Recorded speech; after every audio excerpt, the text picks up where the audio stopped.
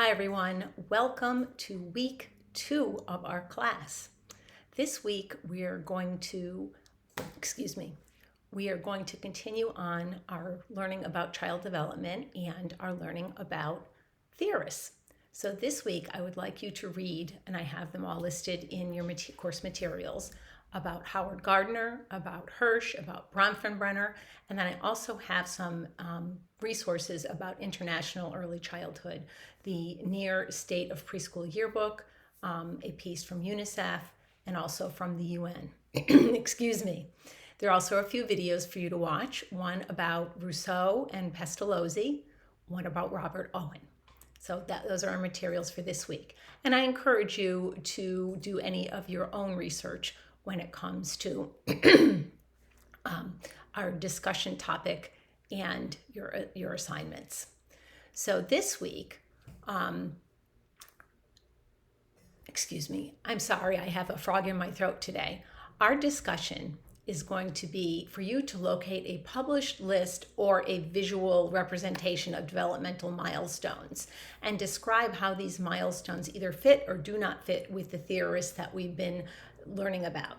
So you're going to compare the developmental sequences, the expectations, anything with regard to instruction associated with that theorist to the developmental milestones that you chose. Make sure that you include a link or a copy of those milestones with your initial response to the prompt.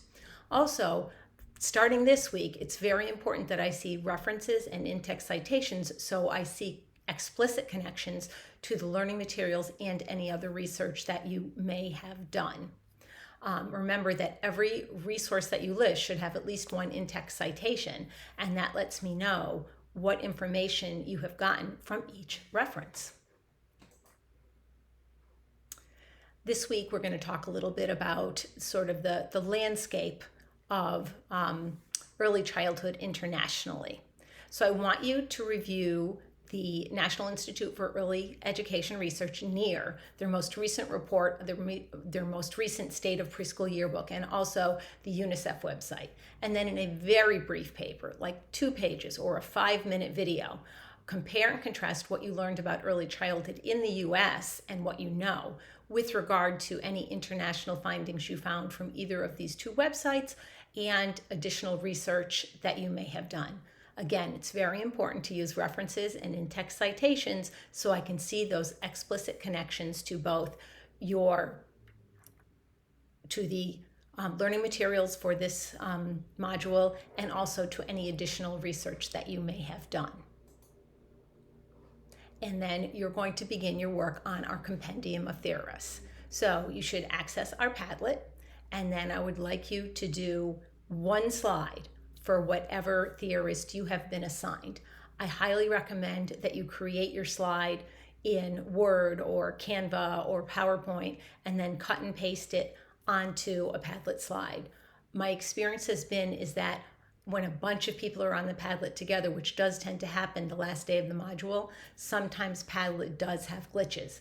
And that way you won't get to that point where you're just about done with your slide and it just evaporates. That way you have a backup copy.